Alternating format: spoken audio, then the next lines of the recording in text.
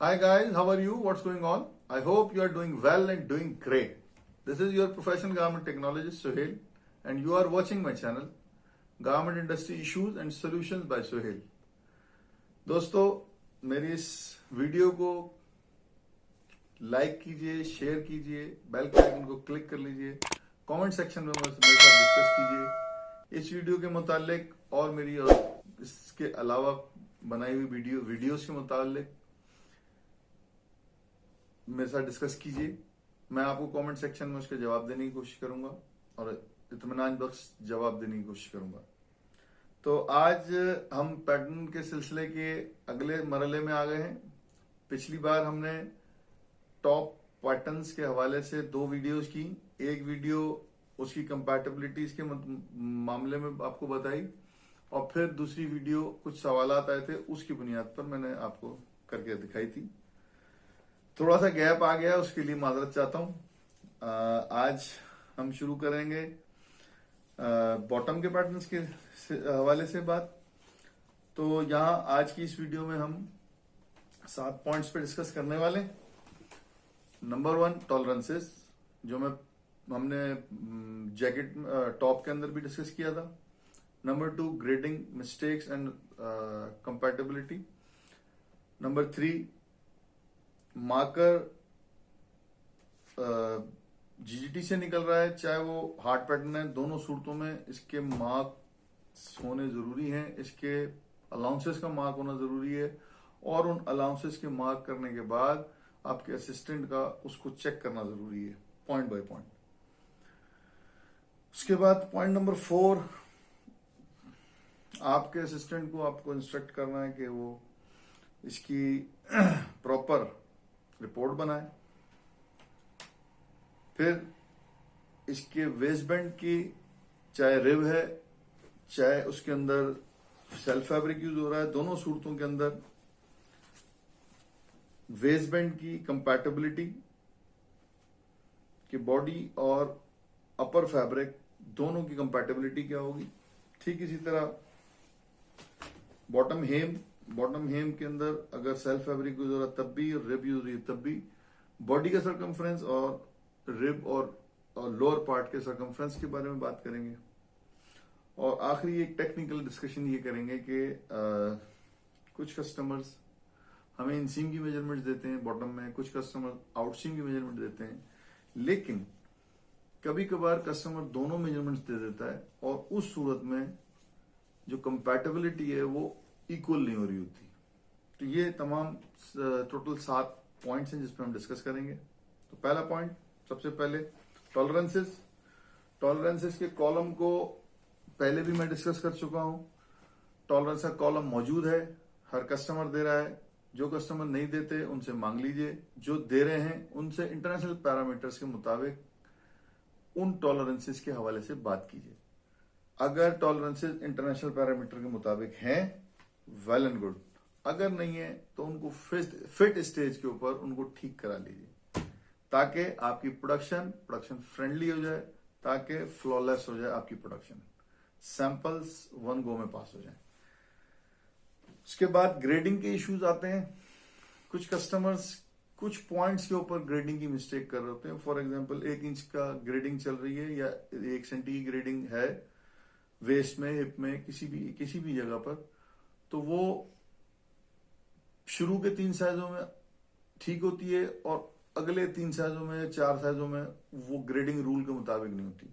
ये typo errors भी होते हैं, कभी कभी कॉपी पेस्ट कर रहे होते हैं कस्टमर्स अपनी मेजरमेंट्स को, उसकी वजह से भी होता है। तो इसको ठीक करा लीजिए, फिट स्टेज पे ठीक करा लीजिए ताकि आपके सैंपल्स 1 गो में पास हो और आपकी प्रोडक्शन फ्रेंडली हो जाए, प्रोडक्शन में कोई चीज भी हर्डल ना पैदा करे। कुछ दोस्तों ने एतराज किया कि जी आप हार्ड पैटर्न लेके क्यों बैठ रहे हैं। हार्ड पैटर्न लेके बैठने का मतलब ये मकसद सिर्फ इतना है कि बताना कि देखिए ये जो ग्रेडिंग, ये जो मार्किंग हैं, ये आपको नजर आ रही होगी। अब ये मार्किंग अक्सर मास्टर्स नहीं कर रहे होते हार्ड पैटर्न के अंदर। जो लोग मैनुअल पैटर्न बना रहे हैं वो इसके अंदर ये मिस्टेक कर रहे होते हैं।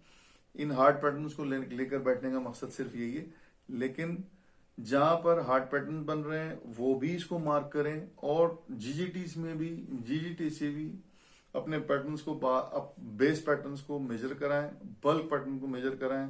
मास्टर साहिबा के पास काम का लोड ज्यादा होता है, वो इसके दोबारा काउंटर चेक नहीं कर सकते, तो आपको चाहिए कि आप अपने असिस्टेंट को साथ रखें, पैटर्न वाले को, और उसको अपने बेस पैटर्न भी दें। बेस पैटर्न ठीक हो जाएगा, ऑटोमेटिकली आपकी ग्रेडिंग भी ठीक हो जाएगी और आपको बल्क के अंदर कोई परेशानी का सामना नहीं करना पड़ेगा।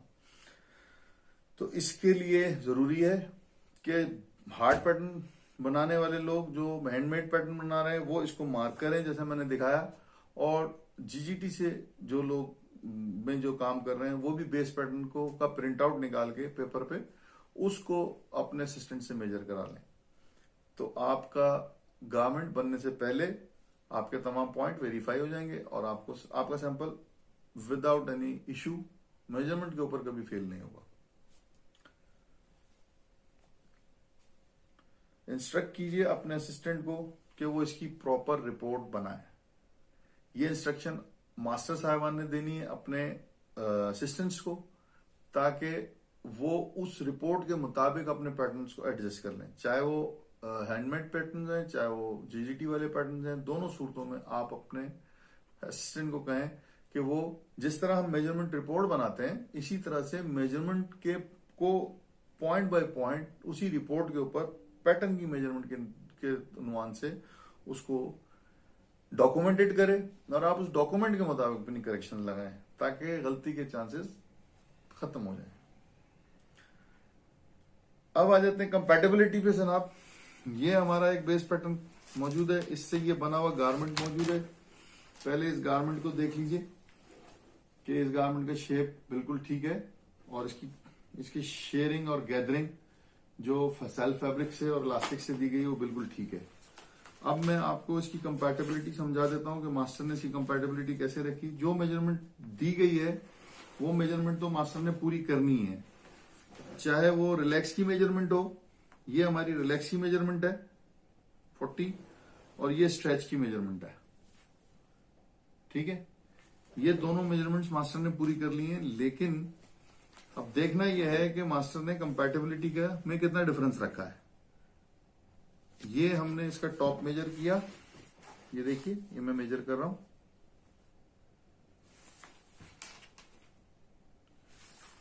ये ऑल टुगेदर 52 है, ठीक है। 52 वन साइड पे, ऑल राउंड में ये हो जाएगा 104, राइट। ये आ गया आपका बेल्ट का पैटर्न। ये मैंने मेजर किया मीडियम साइज को, ये आ रहा है 58 और 52 में 6 सेंटीमीटर के डिफरेंस, ऑल राउंड में 12 सेंटीमीटर का डिफरेंस रखा गया है। ये कंपैटिबिलिटी मास्टर ने इसकी मेजरमेंट्स के मुताबिक डिसाइड की है और उसके बाद इसके अंदर आप ये देखें कि ये बिल्कुल खूबसूरत गारमेंट बना हुआ है। इसकी गैदरिंग को मेंटेन करने के लिए 12 सेंटीमीटर इस पैटर्न को टॉप पार्ट को प्लस रखा गया है। जब इसके अंदर इलास्टिक डलेगी इसमें गैदरिंग आ जाएगी और ये एक बेहतरीन गारमेंट बन जाएगा। हाँ, अब इसमें जिस कंपैटिबिलिटी के ऊपर कस्टमर से सवाल करना चाहिए वो ये, कभी कभार यहां टॉप स्टिच लेता है, ये देख रहे हैं आप, ये एज स्टिच के ऊपर यहां वो टॉप स्टिच लेता है। जिन गारमेंट्स में वो टॉप स्टिच लेता है, अगर डिफरेंस 12 सेंटी का रखा जाएगा तो फिर उसमें बबलिंग इफेक्ट आ जाएगा। उस बबलिंग इफेक्ट को दूर करने के लिए आपको चाहिए कि कस्टमर से या तो बबलिंग इफेक्ट के ऊपर अप्रूवल ले लें कि जी ये बबलिंग इफेक्ट आएगा, और अगर वो कहता है मुझे बबलिंग इफेक्ट नहीं चाहिए तो दोनों की मेजरमेंट्स को कंपैटिबिलिटी को के हिसाब से एडजस्ट करवाएं। जैसे मैंने आपको कहा था 4 से 5 सेंटी का डिफरेंस एक नॉर्मल डिफरेंस होता है, ये 12 सेंटी का डिफरेंस है। ये डिफरेंस जो बॉडी सरकमफ्रेंस और टॉप पार्ट सरकमफ्रेंस के अंदर दिया गया है, इसको रिड्यूस किया जाएगा। ये जब रिड्यूस होगा तो ये इस एरिया के अंदर ईज पैदा हो जाएगा और आपकी टॉप स्टिच में बबलिंग खत्म हो जाएगी। अब आ जाते हैं इसका दूसरा कंपैटिबिलिटी का पार्ट, वो है इसका बॉटम एरिया, ठीक है। बॉटम एरिया के अंदर कस्टमर आपको इस कंपैटिबिलिटी जो मैंने अभी तक आपसे बात की है, अभी डिस्कशन की है, टॉप की कंपैटिबिलिटी, टॉप पार्ट की और बॉडी पार्ट की कंपैटिबिलिटी कस्टमर नहीं देता, सिर्फ मेजरमेंट्स देता है। ये कंपैटिबिलिटी कस्टमर मास्टर डिजाइन करते हैं, तो इसको परफेक्ट डिजाइन करना जरूरी है। ठीक इसी तरह इसकी भी रिलैक्स की मेजरमेंट दे देगा, स्ट्रेच की मेजरमेंट देगा, लेकिन दोनों पार्ट्स की कंपैटिबिलिटी नहीं देगा, वो मास्टर ने डिजाइन करनी होती है। इसमें भी अगर टॉप स्टिच मांग रहा है कस्टमर और उसमें बबलिंग इफेक्ट आ रहा है, तो इसकी श्रिंकेज को, इसके जो कंपैटिबिलिटी है, इसका जो डिफरेंस है दोनों पार्ट्स का, उसको मास्टर को चाहिए कि फिट स्टेज पर कस्टमर से क्लियर कर ले। ठीक है, अब देखिए ये हमारा बॉटम का पैटर्न है, ये मीडियम में मेजर कर रहा हूं, ये आ रहा है 21, इट मींस 42। अब हम बेस साइज इसी गारमेंट का जो पैटर्न है हमारा, इसके बॉटम को दोनों तरफ से मेजर कर लेंगे, तो हमें पता लग जाएगा कि ये कितना है, 17.5,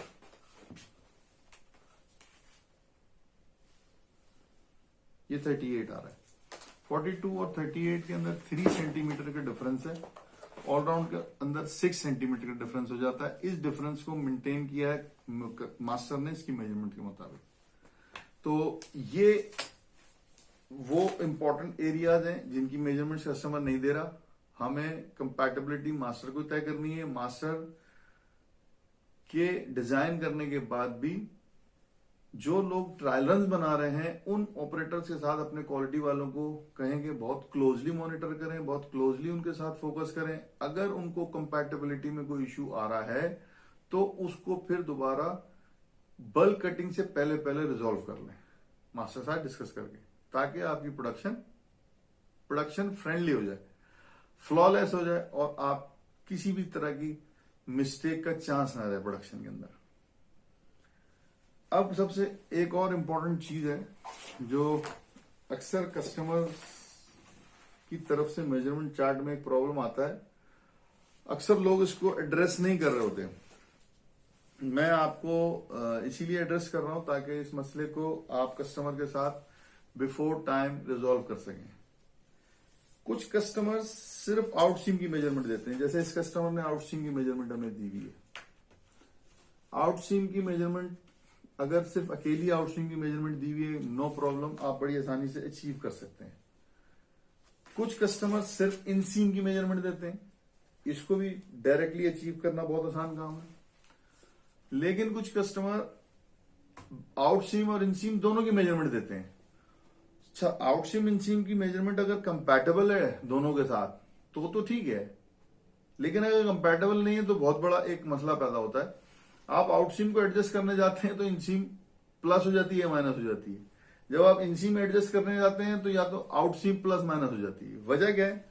वजह यह है कि आउट सीम और इनसीम के दरमियान में जो चीज है वो आपकी फ्रंट राइज है। फ्रंट राइज को निकालेंगे तो आपकी इनसीम रह जाएगी। ठीक है, अब ये देखें, ये मैंने इसके बाद सारे अलाउंसेस और बेल्ट के बगैर इसको मेजर कर रहा हूं, 94 आ रहा है। ठीक है ना, 94 में से हम अगर इसका फ्रंट राइज निकाल देंगे, ये 24, तो पीछे 72 बचता है और ये एग्जैक्टली 72 आ रहा है। ये इसकी कंपैटिबिलिटी है। मेजरमेंट जो कस्टमर्स दोनों मेजरमेंट दे रहे होते हैं इनसीम आउटसीम की, वो गलती कर रहे होते हैं कि वो फ्रंट राइज के मुताबिक एडजस्ट उसकी कंपैटिबिलिटी नहीं दे रहे होते, जिसकी वजह से आपको ये प्रॉब्लम क्रिएट होता है कि आउटसीम एडजस्ट करने जाता है मास्टर तो इनसीम आउट हो जाती है, और इनसीम एडजस्ट करने जाता है तो आउटसीम प्लस माइनस हो जाती है। तो इसको फिट स्टेज के ऊपर मास्टर साहबान को चाहिए कि इसको एड्रेस करें, इस मसले को कस्टमर के साथ। इसकी फ्रंट राइज को की मेजरमेंट या तो रिवाइज कराएं, या इनसीम की रिवाइज कराएं, या आउटसीम रिवाइज कराएं। जो मेजरमेंट रिवाइज कराने की जरूरत है उसको रिवाइज करा के तीनों मेजरमेंट्स को कंपैटिबल बना लें, ताकि आप जब इनसीम बढ़ाएं तो आउटसीम भी बढ़ जाएगी। वो तो डेफिनेटली ऐसा ही होता है, कभी भी क्रॉस तो नहीं मेजरमेंट बढ़ाई जाती। तो वो दोनों एक आपस में एक दूसरे के साथ कंपैटिबल हो जाएंगे तो मेजरमेंट्स को एडजस्ट करना बड़ा आसान हो जाएगा। ये एक टिपिकल इशू है जो अक्सर कस्टमर्स, अक्सर नहीं कभी कभार कुछ कस्टमर्स इस तरह की प्रॉब्लम क्रिएट हो जाती है उनकी मेजरमेंट की डेविएशन की वजह से, उनकी कंपैटिबिलिटी की मिसअंडरस्टैंडिंग की और मिसकैलकुलेशन की वजह से, तो वो उसको आप फिर स्टेज पर दूर कर लें, ताकि आपका सैंपल उसके अंदर भी कस्टमर को कोई एतराज ना हो, ना उसकी इनसीम प्लस माइनस हो, ना आउटसीम प्लस माइनस हो। और ठीक इसी तरह जब वो बल्क में जाएंगे तो आपका बल्क भी प्रोडक्शन फ्रेंडली हो जाएगा और मास्टर को भी पैटर्न एडजस्ट करने में कोई परेशानी नहीं होगी और बल्क की मेजरमेंट्स को एडजस्ट करना भी बहुत आसान हो जाएगा। तो ये 7 पॉइंट आज आपके साथ डिस्कस करने थे। आई होप आपको ये वीडियो पसंद आई होगी। एज यूजुअल इस वीडियो को लाइक कर लीजिए, शेयर कर दीजिए और कमेंट सेक्शन में मेरे साथ डिस्कस कीजिए। अपना बहुत ख्याल रखिए। मेरा पैगाम मोहब्बत है, जहां तक पहुंचे। Thank you.